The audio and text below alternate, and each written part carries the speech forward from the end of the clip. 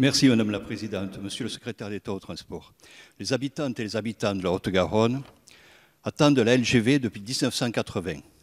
40 ans ont passé et les travaux de la ligne à grande vitesse Toulouse-Bordeaux, ou Bordeaux-Toulouse comme vous préférez, n'ont toujours pas commencé. Pire, le financement de ces travaux n'est toujours pas garanti. Un décret du Conseil d'État de 2016 a souligné l'utilité publique de cette infrastructure.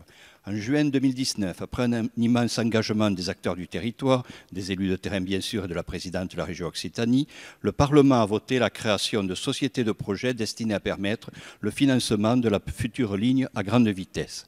Dans mon territoire, nous nous battons depuis trop longtemps maintenant pour obtenir la LGV que Paris, Lyon, Marseille, Strasbourg, Lille, Tours, Bordeaux, Mulhouse et j'en passe ont depuis des décennies.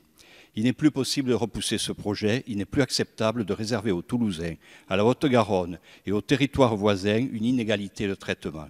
Nous sommes des citoyens comme les autres, nous méritons les mêmes droits que les autres, tout simplement. La LGV dans notre région, c'est la clé du désenclavement d'un grand nombre de territoires autour de Toulouse. C'est la condition pour pouvoir augmenter le cadencement sur les lignes secondaires. C'est indispensable pour la création d'un RER toulousain et donc réduire l'utilisation de la voiture dans les trajets du quotidien. Le périphérique toulousain est l'un des plus embouteillés de France car nous sommes limités par le manque d'infrastructures ferroviaires dans la région. Toulouse est une ville qui reçoit près de 20 000 habitants tous les ans supplémentaires.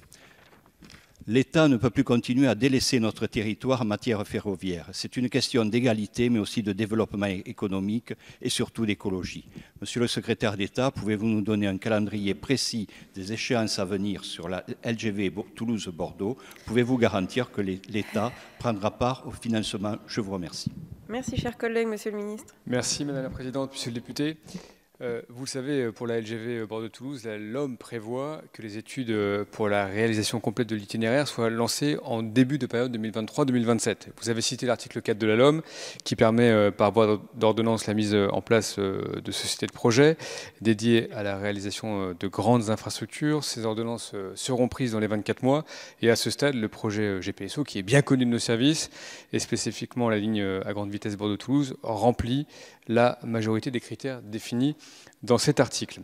À court terme, des opérations de désaturation des nœuds de Bordeaux et de Toulouse sont indispensables au bénéfice des transports du quotidien, raison pour laquelle, dès 2020, l'État sera au rendez-vous et mobilisera 31 millions d'euros d'engagement via l'AFITF pour permettre l'amélioration et le fonctionnement de l'étoile ferroviaire de Toulouse, première étape du RER métropolitain.